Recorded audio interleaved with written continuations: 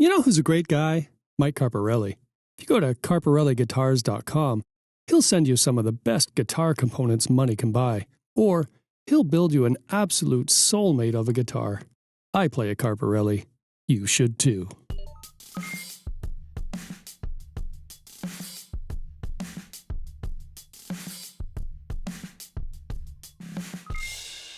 All right, so that took a few minutes, but we have gotten to the point, as you can see, where I have exported all of the separate loops.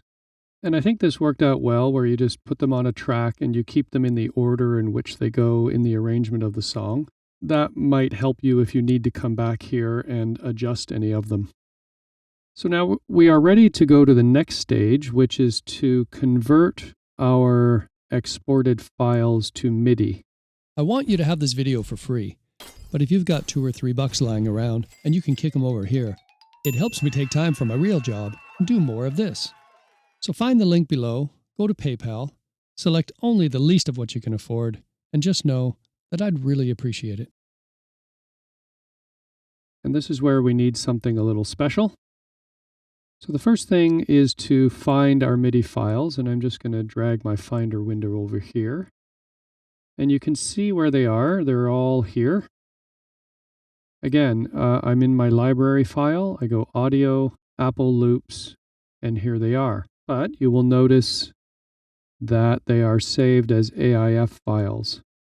And that's one of the niggling little problems with Garageband. You can't export a MIDI file out of it. At least I've never found a way, and I looked into this. And what we need to do this is a program you can download for free online, which is called, which is right here. It's called GB to MIDI, GarageBand to MIDI.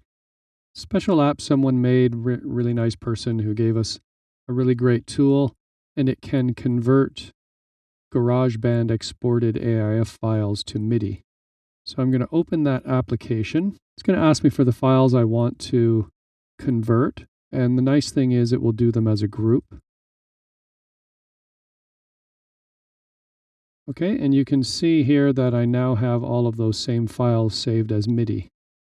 So because we're going to be using these files to put into BeatBuddy Manager, I suggest you put them in with your BeatBuddy workspace files. Okay, so I've created a song file for this song, and I'm just going to save them there in that folder. I do recommend that you maybe keep these AIF files because you did go through all the trouble of exporting them. And if for any reason you need to go find them again, you at least have them. All right, now we have come to the point where we can arrange these MIDI files in BeatBuddy Manager. So let's do that. Okay, so I've opened BeatBuddy Manager and I have a song prepared. I've set the tempo to 108. I've chosen the standard Pro drum kit, but I might change that later. I'm going to start populating these fields with our MIDI selections. The first one is verse 1. I'm going to do quick tests just to make sure that all of these loops worked out okay.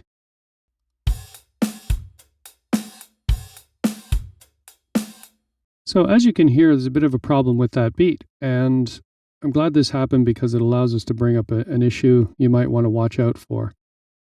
The hi-hat sounds are grouped together in BeatBuddy, so one will stop the other. And so if you have an open hi-hat that rings into the next note will stop it, and it won't sound the same. GarageBand doesn't do that, so what you're hearing there is not the same as the outcome. So we're going to have to fix that loop, but let's fix it later. Let's get to the point where we've populated all of this and everything else seems to be good, because there might be other problems we want to fix. So we have a transition fill for verse 1, which is here. There we go. I'm going to put a chorus beat there.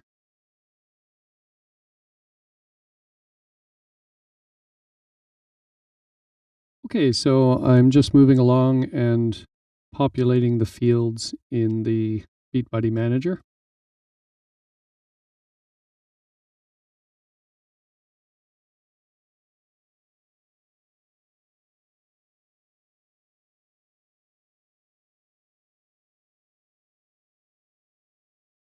All right, let's do some tests on this and see how these loops worked out. I know there's a problem with the hi-hat in verse 1. We might have to go. So there's a problem with the hi-hat in verse 1, and we're going to go back and correct that. There was a problem with the beat on the first chorus. It didn't export properly, so I'm going to go back and fix that, but let's hear it anyway.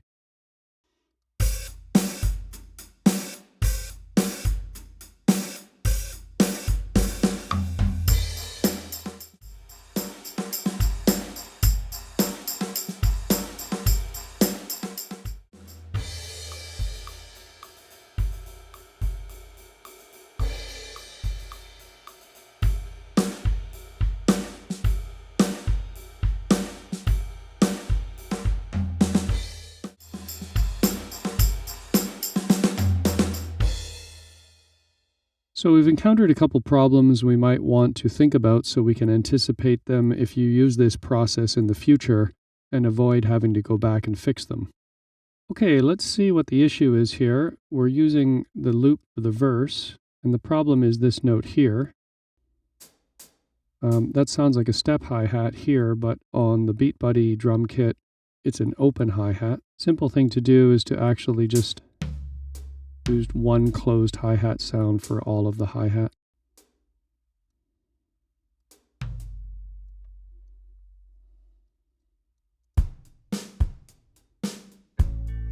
Okay, and now we're going to have to re-export that and then bring it back into the Beat Buddy manager.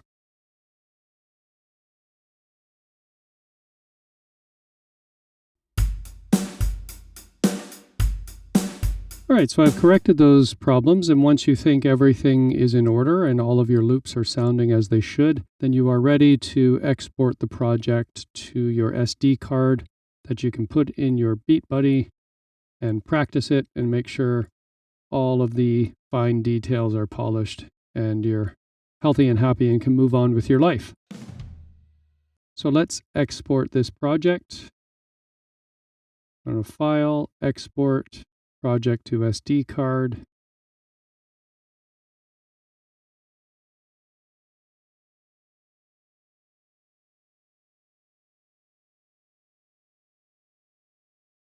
Okay, bingo bango. We have gotten to the point where we are ready to try this bad boy out in our Beat Buddy pedal. We've created a drum track from scratch and we've exported it successfully. And the more we do this, the more we can refine it and try to smoothen out the workflow and make things go a little faster and become experts. That's the plan.